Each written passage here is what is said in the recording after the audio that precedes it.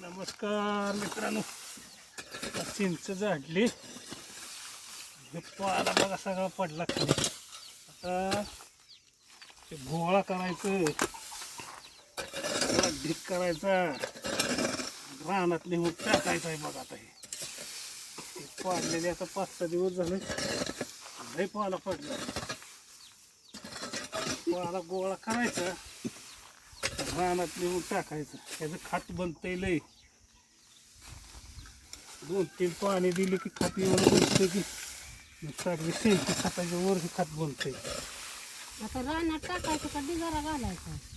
आता हे पिकं निघाले की टाकायचं.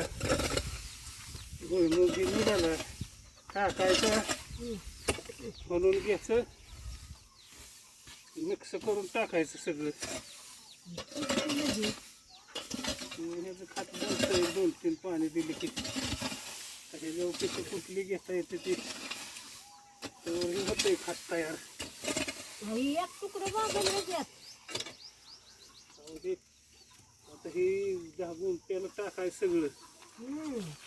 थोडं आहे वही झाला डिगारा एका जागेवर, मग भरून टाकायचं. सगळं झालं म्हणजे भरून एकदाच टाका.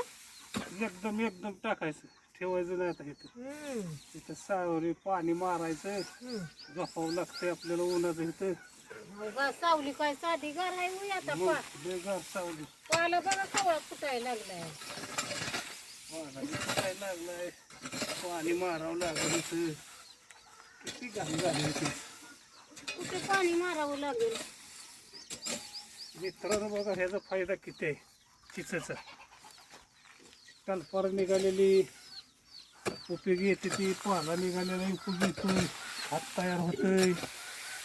आता खातं किती मागले ती. एक ट्रायली शेणखताची घ्यायची म्हणलं 10-12 हजार रुपये लागते ते एका ट्रायलीला. थोडी मागली ती का खातं. पाला पातळ रानात टाकल्यावर पाहिजे अशी पिकं येते ती बाहेरची. म्हणून हे बघा हे असं काम करत जा, वाया घालवत जाऊ नका. पाला पातळ टाकत जा. किती फायद्याचं आहे यार. तिथं पाणी चांगली येते की नाही.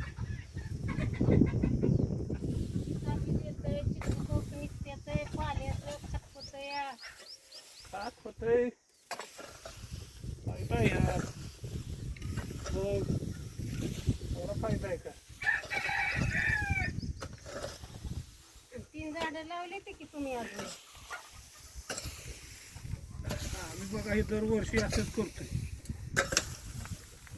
एवढा पाला निघेल एवढा रानात टाकतो, ही घे गोळा करून. म्हणून घेतो, मिक्स करून टाकतो. आणि मग कुठलं पीक घ्यायचं म्हणलं की मग पाणी दिलं 2-3 की त्याचं खत मानवतंय. दगड काढायची. किती पाला निघाला अजून तिकडे ती तसा ढिगाय तिकडे. अहो लिंबुनीच्या झाडापर्यंत आहे अजून. ती आहे. सगळं काढावं लागल.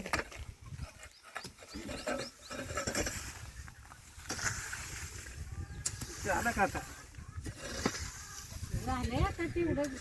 परत दिली पाणी इथं हे. कुठं आहे?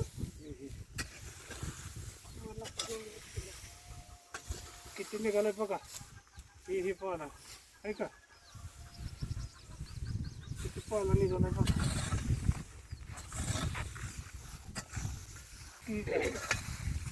आहे का काय पाला आहे वय. अहो एवढ्यातलाच एवढा निघालाय, अजून सगळं मैदान होत तिकडे पालायचे. आता घेऊ पुन्हा.